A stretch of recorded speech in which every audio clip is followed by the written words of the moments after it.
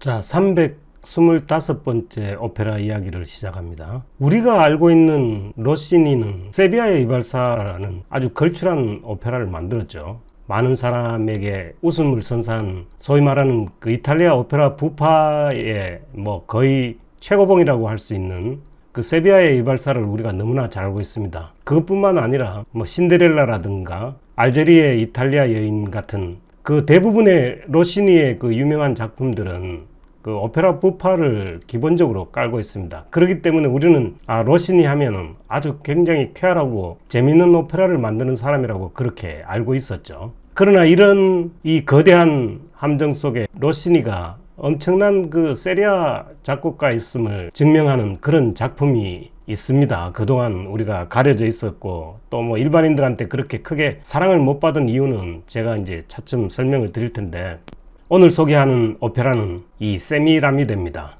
이 바빌로니아의 전설적인 여왕이죠. 역사서에 기록된 사람은 아니고 전설적인 여왕인데, 이 세미라미데의 슬픈 일생을 그린 그런 로시니의 오페라입니다. 뉴욕 메트로폴리탄이 2018년에 공연한 작품이고요. 우리가 잘 아는 이제 이탈리아의 마우리치오 베니니가 이 음악 감독을 맡은 작품입니다. 첫 번째 이야기를 하겠습니다. 자, 조아키오 로시니, 제가 여러 번 소개를 시켜드린 것 같지만 이제 다시 한번 상기를 하겠습니다.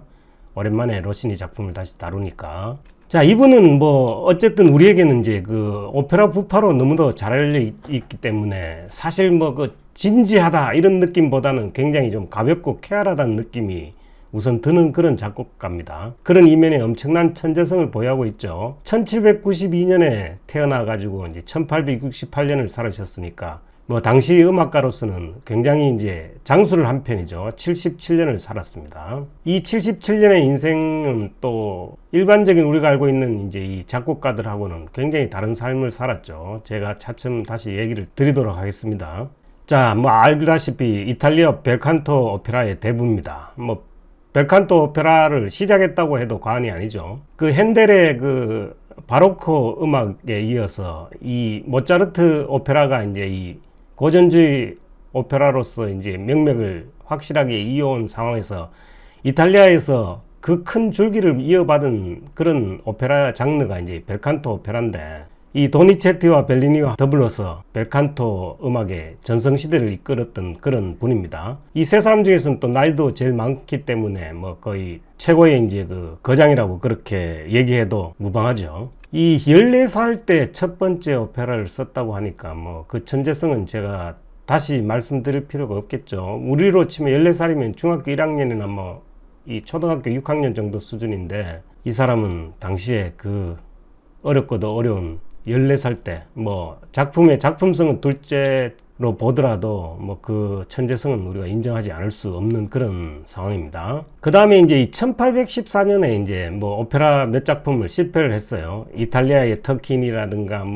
시기스몬드 이런 거를 실패를 하고 나서 불행 중 다행으로 이 사업가, 아주 돈 많은 사업가 도메니코 바르바야라는 분을 만났는데, 사실 이분이 이 조아키노 로시니의 일생을 경제적으로 아무 궁핍함 없이 엄청난 부를 축적할 수 있도록 그렇게 만들어준 사람이 아닌가 싶어요. 일단 이 사람이 이제 그 로시니를 굉장히 이제 높이 평가를 했고요. 이 몇 작품을 이제 실패를 한 상황에서도 나폴리 극장의 음악 감독으로 활동을 하게 해주었고, 그 엄청난 이제 개런티와 함께 나폴리 극장에서는 이제 오페라 극장만 있었던 게 아니고 아마 그 도박장 이런 것도 같이 있었던데, 그 수입도 함께 이렇게 나눠주는 이런 식으로 해가지고 로시니가 그 이후에 오페라 때문에 돈도 많이 벌긴 했지만, 아무튼 이 사람은 이 사업가를 만난 덕에 다른 음악과는 달리 경제적인 궁핍 속에서는 완전히 벗어나서 굉장히 이제 이 유복한 삶을 누리다 갔습니다. 그 부분 제가 다시 설명을 드리도록 하겠습니다.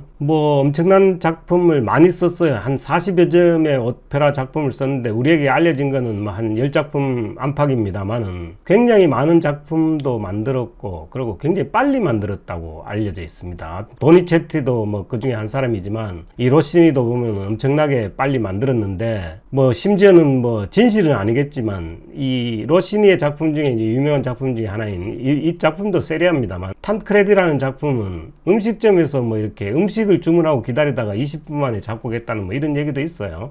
뭐 실제로 그렇지는 않겠죠. 세비야의 이발사도 뭐 13일 만에 작곡했다고 뭐 그렇게 알려져 있습니다. 굉장히 빠르게 이제 작곡을 하고 작품을 만들었다는 데 대해서는 뭐 거의 이론의 여지는 없는 것 같아요. 첫 부인이 이제 이사벨라 콜브란이라고 이제 이 소프라노인데, 이분이 또 당대 최고의 그 소프라노였습니다. 그러니까 오늘 소개시켜드리는 이 세미라미데라는 곡은 이 벨칸토풍의 오페라면서 소프라노가 이제 이 드라마티코에 해당되는 굉장히 어려운 소프라노입니다. 이 콜로라투라도 완벽하게 구사를 해야 되기 때문에 뭐 사실 이 세미라미데가 그 뒤에 공연이 굉장히 빈번하지 못했던 제일 큰 이유 중에 하나가 사실 그 걸출한 성악가가 없었기 때문입니다.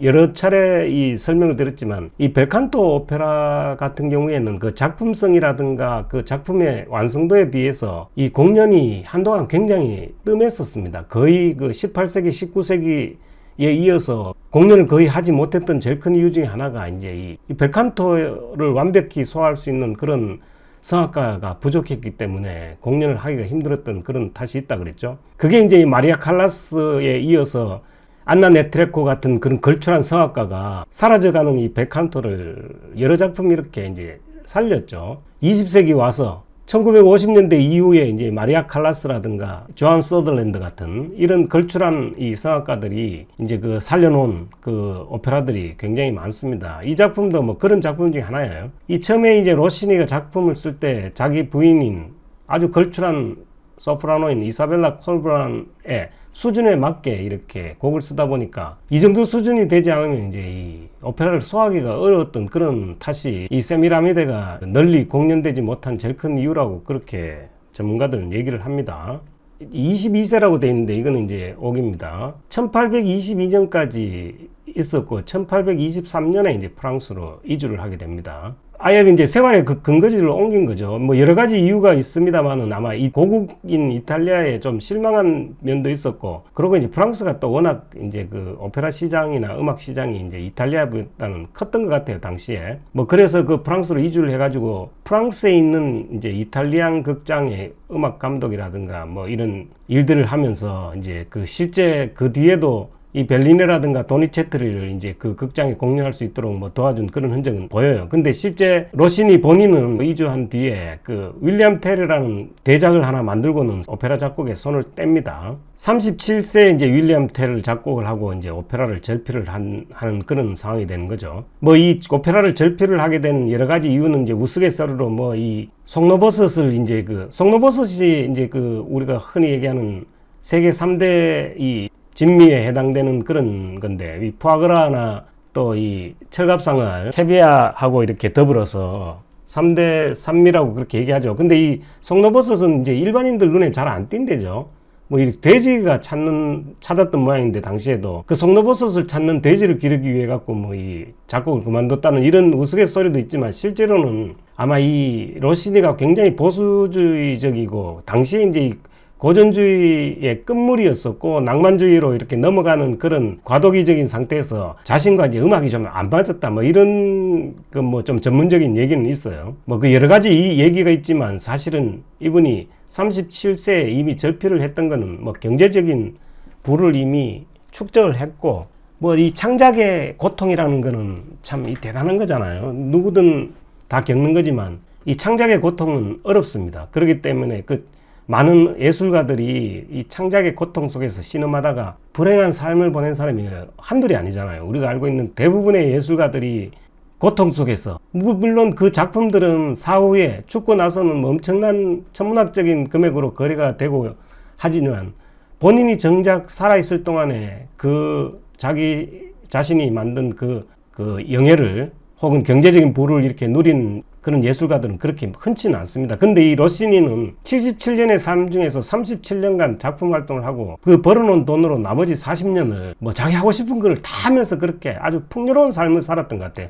뭐 제가 보기에 제일 현명하게 삶을 영위한 그런 예술가 중에 한 명이다, 뭐 이렇게 얘기를 할 수 있을 것 같아요. 뭐 그 중에 이유 중에 하나는 이제 이 자신이 추구하던 그 벨칸토 음악을 완벽하게 소화하는 성악가들이 많지 않으니까 뭐 그런 이유도 있었다고 합니다. 뭐 아까 말씀드렸다시피 이제 미식가로서의 뭐 이 송로버섯을 굉장히 좋아했고, 심지어는 자신이 그 만든 로시니 스테이크라는 것도 뭐 사실 유명하게 할 정도로 그런 식으로 이제 자신의 삶을 즐겼던 그런 사람입니다. 자, 로시니 작품들을 뭐 제가 한번 보겠습니다. 뭐 이렇게 어느 정도 우리에게 알려진 작품들이 제가 이제 약간 굵게 처리한 그런 건데, 아시다시피 14살에 이 데메트리오와 폴리비오라는 그런 오페라를 썼어요. 물론 이게 뭐 극장에 공연되거나 그러지는 않은 것 같습니다. 18살 때 쓴 결혼음은 실제로 이제 극장에 공연을 했고 또 이제 성공을 거둡니다. 성공을 거두어 가지고 이제 천재적인 이제 음악가로서의 이제 자질을 인정을 받고 비단 사다리나 이런 작품을 했고, 아시다시피 우리에게는 이제 그 부파 작곡가라서 알제리아 이탈리아 연인이라든가 뭐 세비야의 발사, 뭐 라체넨렌톨라, 뭐 신데렐라죠. 이런 걸출한 아주 명랑한 코미디 오페라 세 작품을 성공을 시키고 뭐 이 거장의 반열에 오르게 되죠. 근데 이제 오늘 소개시켜드리는 이 세미라미데는 로시니가 만든 이제 오페라 세리아 중에 최고의 작품 중에 하나로 꼽힙니다. 더군다나 이게 31살에 프랑스로 건너가기 전에 이탈리아에 쓴 마지막 작품, 이탈리아에서 발표한 마지막 작품인데, 이 세미라미데는 뭐 공연 자체도 성공을 했지만 작품은 이제 현대에 와서도 이 작품성은 굉장히 인정을 받습니다. 어떻게 보면 우리가 비록 코미디로 성공을 했다고 하지만은 그래도 이 전극에 대한 욕망은 예술가라면 누구든지 갖고 있었던 것 같은데, 로시니도 사실은 그랬던 것 같아요. 이 부분에 대한 건 이제 일화가 있는데, 베토벤과의 일화도 있고 세미라미데라는 이런 이제 세리아를 만들게 된 뭐 그거는 이제 예술가로서의 어떤 본능이라고 그렇게 봐집니다. 아무튼 이 작품은 굉장한 작품으로 칭송을 받고 있습니다. 오페라 세리아고 이게 이제 그 이탈리아에서 작품을 했던 마지막 작품입니다. 그러고 그 이후에 이제 프랑스로 가서 그랑 오페라, 프랑스에서 만든 그 빌레름 텔을 마지막으로 이제 이 오페라 작품 활동은 냅니다. 그러니까 그 이후 77세까지 40년의 삶은 음악가가 아니고 뭐 자신의 인간 로시니로서의 풍요로운 삶을 누렸다, 뭐 이렇게 표현해도 될 것 같아요. 자, 로시니 색다른 삶이 이제 아까 뭐 제가 몇 차례 언급을 했지만, 우리가 알고 있는 유명 음악가 혹은 예술가 뭐 누구라도 좋습니다. 베토벤도 그렇고, 베토벤은 굉장히 젊어서 이제 그 청력을 잃게 되죠. 뭐 그러고 베토벤이 갖고 있는 명성에 비해서 베토벤의 삶은 그렇게 뭐 행복하지 않았습니다. 모차르트 같은 경우는 굉장히 말년이 힘들었죠. 이 로시니는 뭐 그거는 아주 다릅니다. 유명 음악가가 혹은 예술가가 순탄치 않은 삶을 산 거에 비하면 이 로시니는 거의 뭐 멋진 인생을 살았던 사람 중에 한 사람이 아닌가, 뭐 그렇게 생각이 돼요. 그 예를 이제 몇 가지 들어보면, 아까 말씀드렸지만 그 아주 훌륭한 사업가를 만난 탓도 있고, 이 바르바야라는 오페라를 성공을 일찍이 했기 때문에 엄청나게 돈을 벌죠. 뭐 그러니까 이제 돈은 더 이상 안 벌어도 되는 상황을 만든 그런 상황이고, 77년의 삶 중에서 이제 그 37세에 작곡을 절필을 했으니까 나머지 40년은 거의 이제 뭐 자기가 하고 싶은 일을 하면서 살았던 것 같아요. 이 트러블, 송로버섯을 즐겼고, 뭐 아까 말씀드렸다시피 이 돼지를 키우기 위해 갖고 내가 작곡을 못하겠다고 뭐 그렇게 농담도 했다고 하는데, 이 로시니가 일생에 3번을 울었다고 합니다. 이 세비야 이발사 초연을 할 때, 사실 세비야 이발사가 이제 이 그 선배 작곡가가 이미 오페라로서 작품을 발표한 상태였었거든요. 근데 이제 후배인 로시니가 다시 이 오페라를 발표를 하니까 그 선배 작곡가의 이제 그 팬들이 그 공연하는 공연장에 막 쥐도 풀고 막 이 공연 실패를 만들기 위해서 아주 별짓을 다 했던 것 같아요, 그 당시에. 그런 이제 난리 북새통 속에서 이제 이 작곡가로서 이제 슬퍼서 한번 울었고, 그 다음에 파가니니라는 작곡가의 이제 음악을 들으면서 감동을 해서 울었고, 그리고 이제 그 송로버섯을 넣은 이제 바베큐를 배에서 먹다가 그 물속에 빠뜨렸다고 합니다. 그때 이렇게 울었다고, 이제 3번을 울었답니다. 그 정도로 이 로시니가 이제 송로버섯을 좋아했답니다. 로시니 스테이크 얘기도 아까 드렸고, 그 다음에 그 알제리의 이탈리아 여인에 보면은 이탈리아 여자를 그 애인이 구출하러 갔다가 거기서 이제 그 황제, 알제리 황제를 기만하기 위해 가지고 게임 하나를 제안하죠. 뭐 그것도 오페라 부파니까 이제 가능한 거죠. 거기에 보면 먹는 거에 집중하고 다른 일도 아무것도 안 하는 그런 게임이 있습니다. 실제 오페라에 등장을 하는데, 이게 파파타치 게임이거든요. 모임인데 이걸 실제로 로시니가 개최를 했답니다. 그래가지고 그걸 자기 작품에 이제 이렇게 또 주입도 했고, 이런 식으로 이제 먹는 거에 굉장히 진심이었던 그런 사람이었던 것 같아요. 결혼을 2번 했었지만 이제 자녀는 없습니다. 아까 첫 번째 이사벨라하고 결혼을 했었고, 이사벨라가 죽고 나서 이제 또 뭐 모델하고 결혼을 했어요. 돈은 엄청나게 벌었고 뭐 그런 상태에서 다 쓰지도 못했겠죠. 자녀가 없으니까 이제 유산 상속이 안 되니까 부인한테, 2번째 부인한테 일부 주고 나머지는 이제 파리에 기부를 했다고 합니다. 수백억을. 그 다음에 이제 뭐 지금도 이탈리아 그 자기 고향인 페사로에서는 이제 음악학과가 건립이 되고, 이게 전부 다 이제 그 로시니가 이제 기부한 돈으로 이제 파리에서도 음악 장학 사업이 지금 벌어지고 있고, 고향에서 장학 사업이 벌어지고 있다고 그렇게 봅니다. 그 다음에 이제 생일이 2월 29일이니까 그 윤년이잖아요. 4년에 한 번씩 2월 29일이 나오지 않습니까? 뭐 항상 자기가 농담으로 자기 나이를 4분의 1로 줄였다고 합니다. 4년에 한 번씩 이렇게 생일을 맞았기 때문에. 그 다음에 13일의 금요일을 굉장히 싫어해가지고, 이 13일의 금요일은 뭐 작품 활동도 안 하고 뭐 이렇게 다른 야외 활동도 안 하고 할 정도로 이제 굉장히 이제 집착을 했던 것 같은데, 실제로 로시니가 이제 죽었던 그 날이 13일의 금요일이었답니다. 뭐 이런 식으로 로시니는 이제 다른 예술가하고는 좀 다른 그런 삶을 살았던 것 같아요. 이 세미라미스는 아까 제가 바빌론의 전설의 왕비였다고 그러죠. 뭐 이게 이제 역사서라기보다는 이제 문학 작품이나 이런 데서 이제 여러 개 소개가 되고, 신화에서 이렇게 소개가 됩니다. 전설 속의 이 바빌로니아 여왕인데 여신 데르케토의 딸이고, 출생 후에 이제 버림을 받았답니다. 뭐 무슨 이유인지. 양치기에 의해 갖고 뭐 비둘기가 먹이를 주고 뭐 이래 가지고 양치기에 의해 양육이 되다가 바빌로니아 제상인 온네스라는 사람의 아내가 돼 가지고 니노스 왕과 이렇게 굉장히 용맹했던 것 같아요. 여잔데 니노스 왕과 이제 전투에 참여를 한 뒤에 니노스 왕이 이제, 이 세미라미스는 이제 영어식 발음이고, 오늘 이제 오페라 제목인 세미라미데는 이제 이탈리아식 발음입니다. 그리고 니노스 왕이 너무 마음에 드니까 제상인 온네스를 자살을 시키고, 강제를 자살시키고 자기 왕비로 그렇게 만들었습니다. 왕 사망 후에 약 42년간 아들과 함께 공동 통치를 했던, 이게 아마 신화에 이렇게 나오는 얘기 같아요. 헤로도투스의 역사라는 그 책에서는 이제 유능한 지도자로 묘사가 돼 있지만, 이 오르시우스 역사서나 이제 단테 신곡에서는 아들과 이제 근친상각, 실제로 이 오페라에서도 자기 아들, 뭐 물론 몰라서 그렇긴 합니다만, 아르사체를 자기 그 남편으로 만들기 위해 갖고 이렇게 노력하는, 그러니까 실제로 이제 이게 단테의 신곡에서나 오르시우스에서는 아들과의 이제 근친상간을 실제로 묘사를 해갖고 이 지옥에 뭐 떨어지는 뭐 이런 형태의 이제 기술이 있어요. 이런 얘기들이 이제 쭉 내려오는 이제 세미라미스의 이제 이야기입니다. 그러니까 오늘 이제 이 오페라의 원작에 해당되는 이제 프랑스 볼테르의 희곡인 세미라미스의 얘기가 사실 오페라의 어떤 이제 주요한 스토리가 되는 겁니다. 자, 오페라 세미라미드를 보겠습니다.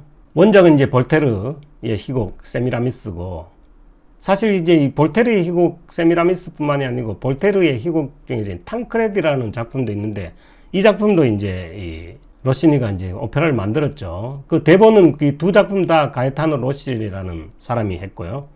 이 세미라미데는 2막의 오페라입니다. 1823년 베네치아에 있는 라페니체 극장에서 초연을 했고요.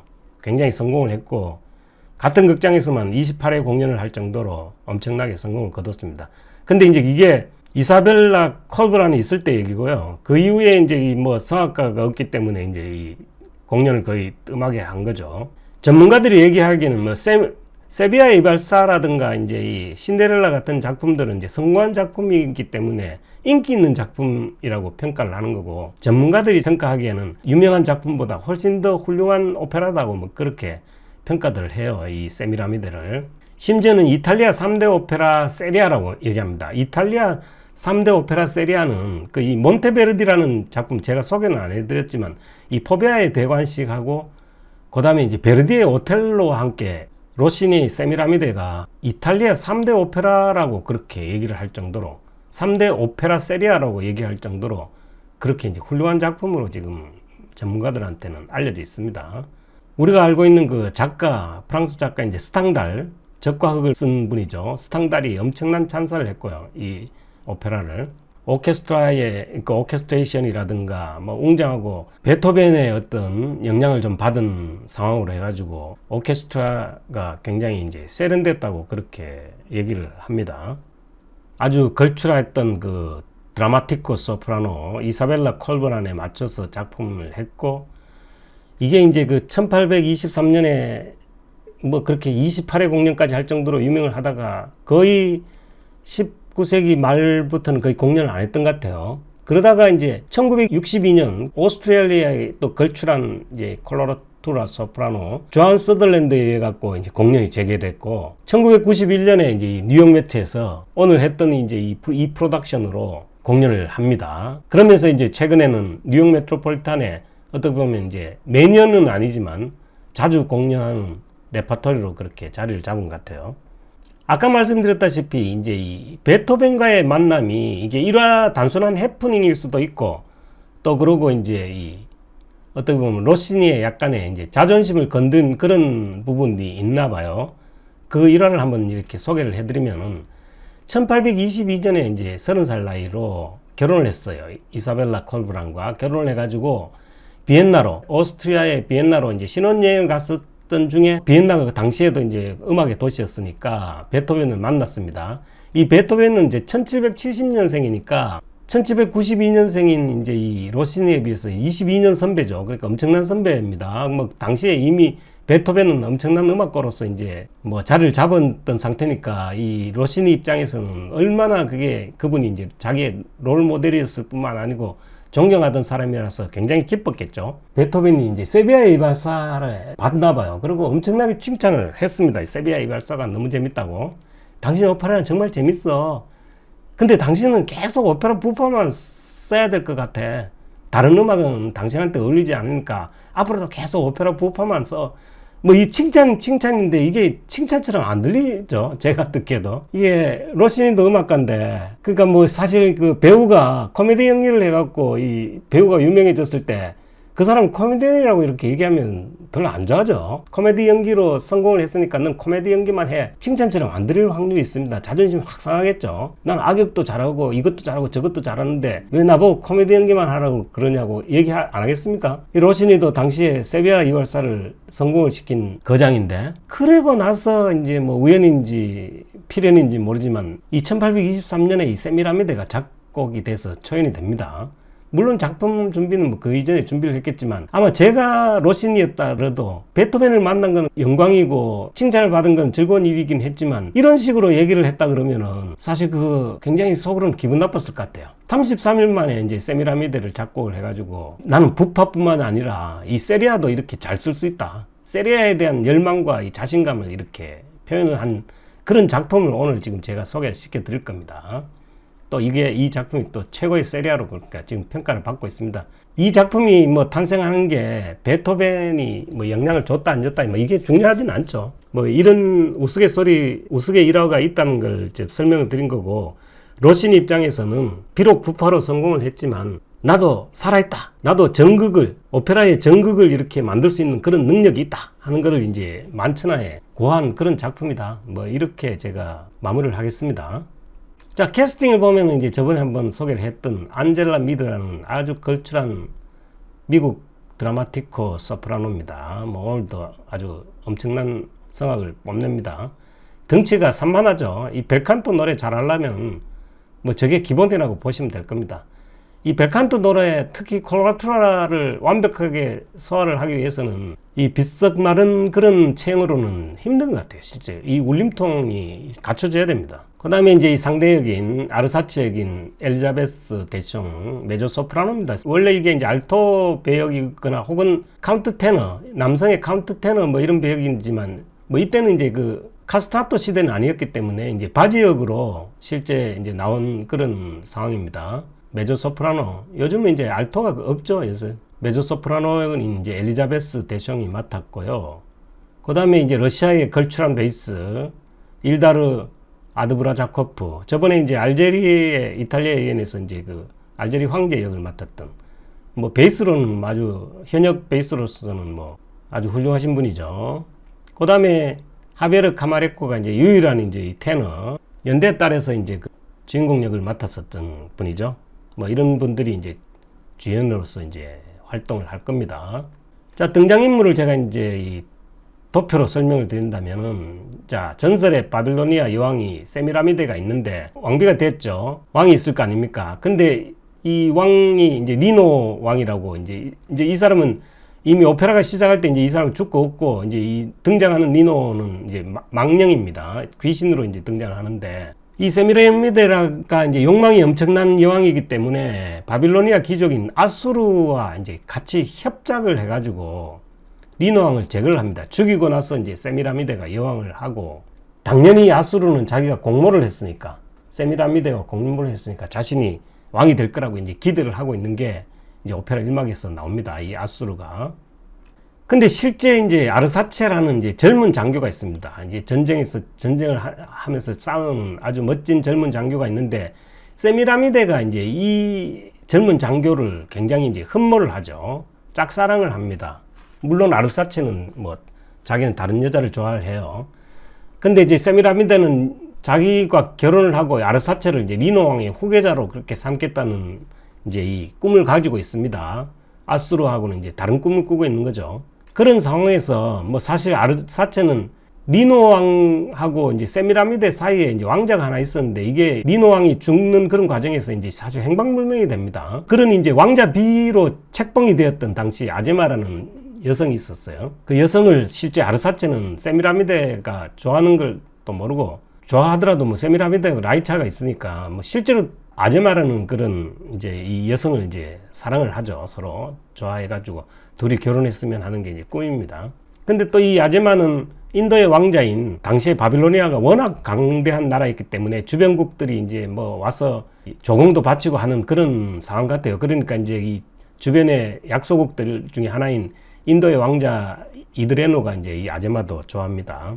그러다 보니까 이제 뭐 여러 가지 이 사랑 러브라인은 굉장히 이제 좀 복잡하게 얽히고 설키는 상황인데, 근데 알고 봤더니 니노 왕이 이제 남긴 그 유품 중에서 편지가 있었는데 자신이 왜 죽었는지 한 거와 함께 이 아르사체가 그 행방불명된 그 왕자 세미라미드와의 사이에서 낳았던 왕자임이 이렇게 밝혀집니다. 그걸 이제 이막에서 알게 되죠. 그 굉장한 얘기잖아요. 그러니까 결국 아르사체하고 니나 왕자는 이제 동일인이었던 거죠. 바빌로니아 왕자로서. 그럼 결국 세미라미드는 아들을 좋아했던 겁니다. 아마 굉장히 어렸을 때 이제 행방불명이 됐나 봐요. 뭐 못 알아보는 거 보니까 엄마가 자식을.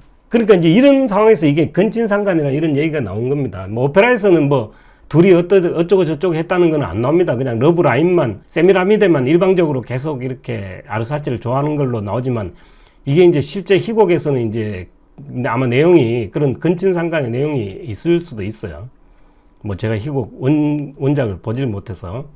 아무튼 이런 식으로 되다 보니까 이제 세미라미드는 이제 참 기가 막힌 얘기죠. 그러니까 이제 이 모든 게 아르사체 입장에서는 세미라미드와 이제 아수르가 이제 왼수가 된 겁니다. 자기 아버지의. 이 모든 걸 이제 그 니노 왕의 이제 편지에서 지금 밝혀집니다. 이걸 이제 밝힌 사람이 이제 대제사장인 이제 오로에가 그걸 밝혀가지고 아르사체에게 이제 복수를 그렇게 이제 부추기죠. 뭐 결국 그렇게 해가지고 복수를 하다가 실제 이제 이 오페라에서는 아르사체가 그러니까 아들이 친모를 살해하는 그런 건 없습니다. 근데 오늘 오페라에서는 아르사체의 칼에 이제 세미라미드가 죽고 아수르가 죽지는 않습니다. 아수르는 이제 이렇게 잡혀가는 걸로 이렇게 오페라에서는 설정이 되니까 실제 오늘 작품은 실제 오페라 그 대본하고도 내용이 약간 틀려요. 그렇지만 이제 아르사체가 어둠 속에서 뭐 아수르를 죽이려고 하다가 잘못해서 자기 어머니를 죽이죠.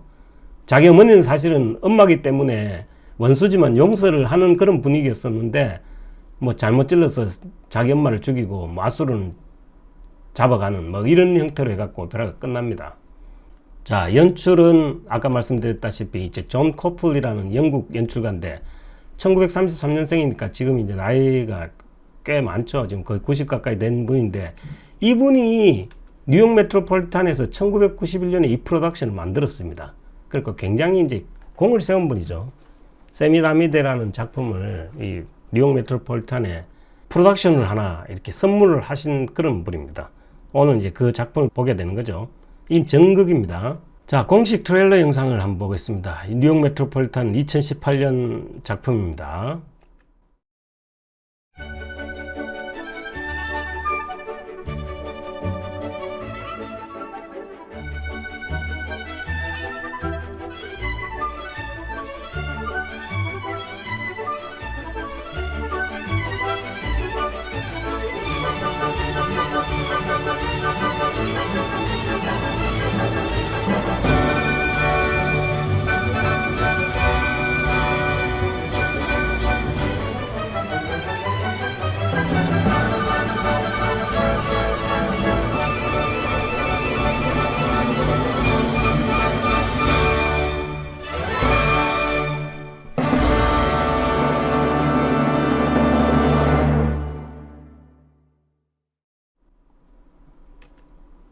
지위는 이제 우리가 여러 차례 봤던 이제 이탈리아의 마우리치오 이제 베니니라는 분이 지휘를 맡았습니다. 기대를 하셔도 좋습니다. 자, 서곡이 굉장히 그 로시니의 모든 작품 중에 이제 서곡이 최고라는 그런 전문가들의 평가가 있습니다. 실제 그 세비야의 이발사의 서곡이 훨씬 더 유명은 하지만 세비야의 이발사의 서곡은 우리가 알려듣다시피 본인의 작품 중에서 뭐 여기서 떼오고 저기서 떼오고 이렇게 짜집기 한 그런 형태라고 말씀드렸었잖아요. 그러니까 뭐 자기 복제 형태의 그런 뭐 표절은 아니죠. 뭐 자기 작품을 이제 복제한 그런 형태의 작품이고, 이 서곡은 아예 이 오페라를 위해서 했던 작품인데 뭐 굉장하게 평가를 받는 그런 서곡입니다. 한번 들어보십시오.